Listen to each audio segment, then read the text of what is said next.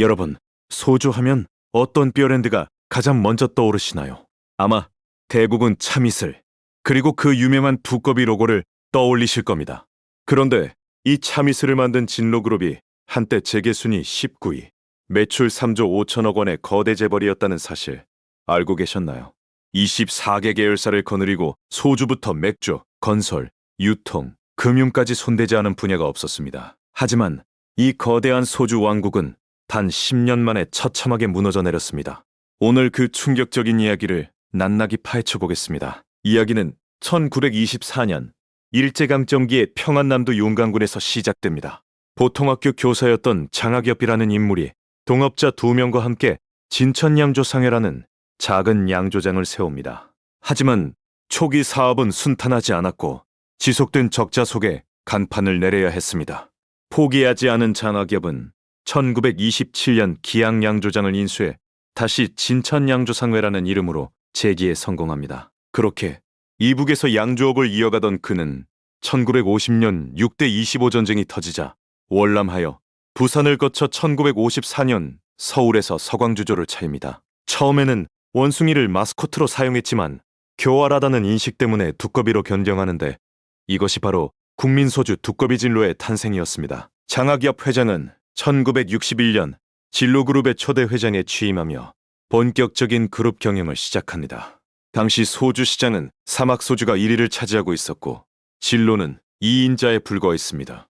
하지만 1965년 진로가 소주 생산 방식을 희석식으로 전환하면서 판도가 바뀌기 시작합니다. 1970년 진로는 마침내 소주 시장 부동의 1위에 등극하고 이후 34년간 한 번도 왕좌를 내주지 않습니다. 경기가 좋으나 나쁘나 사람들은 소주를 마셨고 그때마다 두꺼비 진로를 찾았습니다. 진로는 현금 창출이라는 면에서 대한민국 최고의 기업 중 하나였습니다. 하지만 1975년 73세의 장학엽 회장은 경영에서 손을 뗍니다.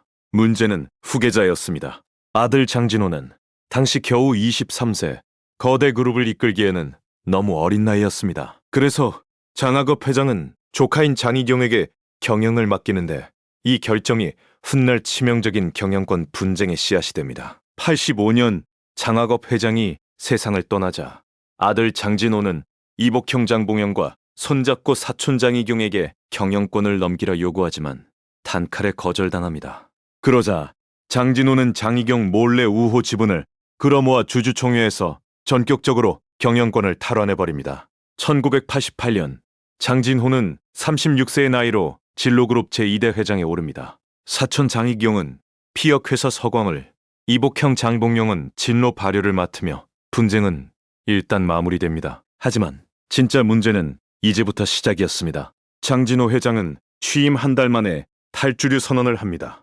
소주 회사의 틀을 벗고 종합그룹으로 도약하겠다는 야심찬 포부였습니다. 주류식품 부문의 비중을 50%에서 30%로 낮추고 유통, 건설, 금융, 광고, 방송 등으로 닥치는 대로 사업을 벌이기 시작합니다. 진로종합유통, 진로건설, 진로쿠어스 맥주, 진로종합금융, 유선방송 GTV까지 분야를 가리지 않았습니다.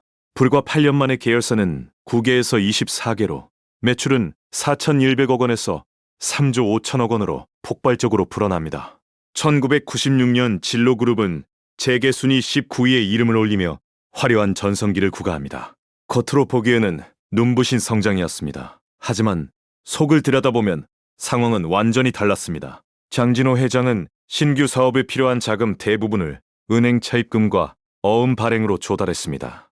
자기 돈이 아니라 빌린 돈으로 왕국을 확장한 것입니다. 소주 사업에서 벌어들이는 막대한 현금은 적자투성이 계열사들의 이자 비용을 메우는데 전부 소진되고 있었습니다. 소주라는 황금알을 낳는 거위의 배를 가르고 있었던 셈입니다. 특히 장진호 회장의 자존심이 걸린 사업이 하나 있었습니다. 바로 미국 쿠어스사와 합작으로 1994년에 설립한 진로 쿠어스 맥주입니다. 맥주 시장의 절대 강자 오비 맥주에 정면으로 도전하겠다는 승부수였습니다. 수천억 원의 설비 투자와 마케팅 비용이 쏟아져 들어갔습니다. 카스라는 맥주 브랜드를 출시하며 나름 성과를 거두기도 했지만 투자 대비 수익은 턱없이 부족했습니다. 1995년이 되자 상황은 걷잡을 수 없이 악화됩니다. 진로 인더스트리즈의 부채 비율은 무려 6만 %에 달했습니다. 6만 %. 이것은 정상적인 기업 운영이 절대 불가능한 수준입니다. 진로 코어스 맥주와 진로 건설은 완전 자본 잠식에 빠졌고 모기업 진로를 제외한 거의 모든 계열사가 경영 악화 상태였습니다. 그룹 전체의 자기 자본 비율은 고작 4.3%, 3조 원이 넘는 빚더미 위에 아슬아슬하게 올라서 있는 형국이었습니다. 1998년 기준 진로가 계열사에 지원한 금액은 출자금 1,280억 원, 대여금 1조 3,206억 원, 지급보증금 7,428억 원으로 총 2조 1,998억 원에 달했습니다. 소주를 아무리 팔아도 이 비레콜 같은 적자를 메울 수 없었던 것입니다. 그리고 1997년 한국 경제사의 최대 비극이 시작됩니다.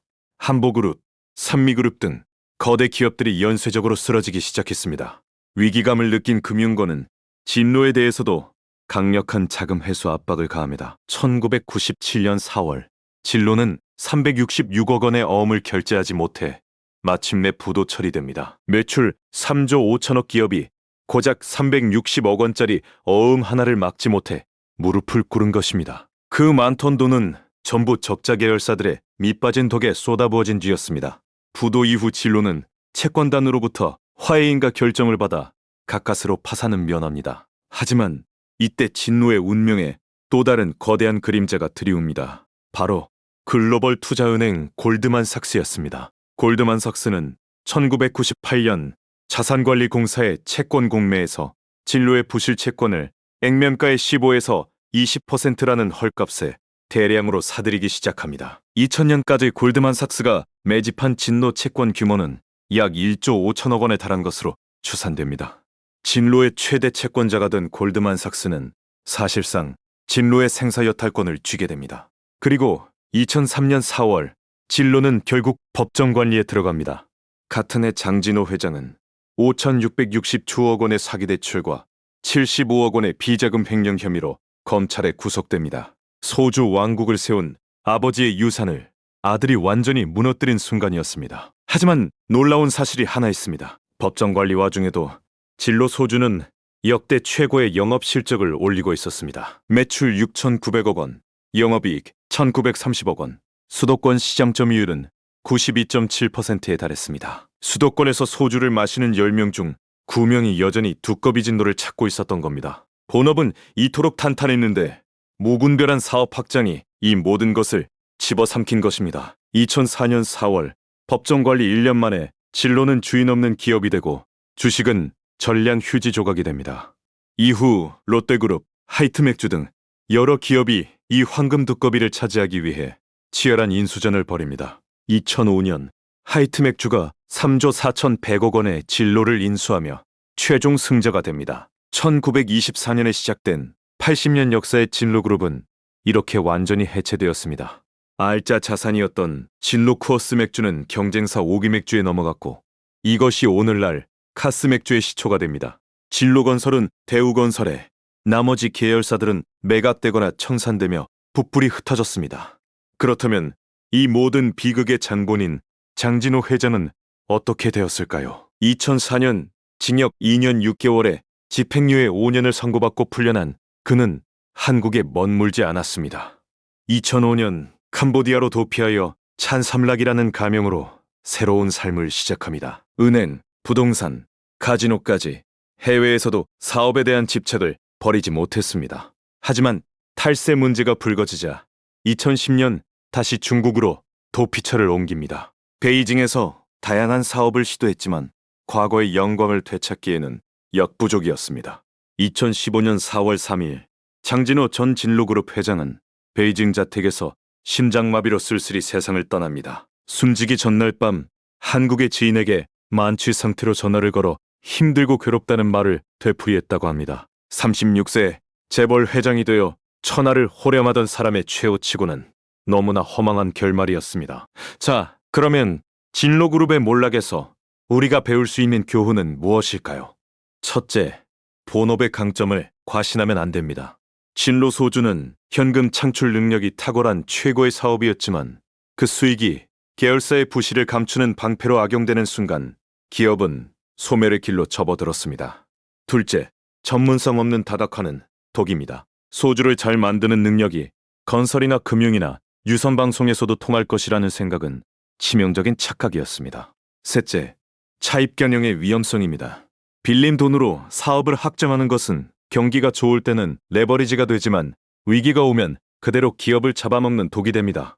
결국 진로의 이야기는 한 문장으로 요약됩니다.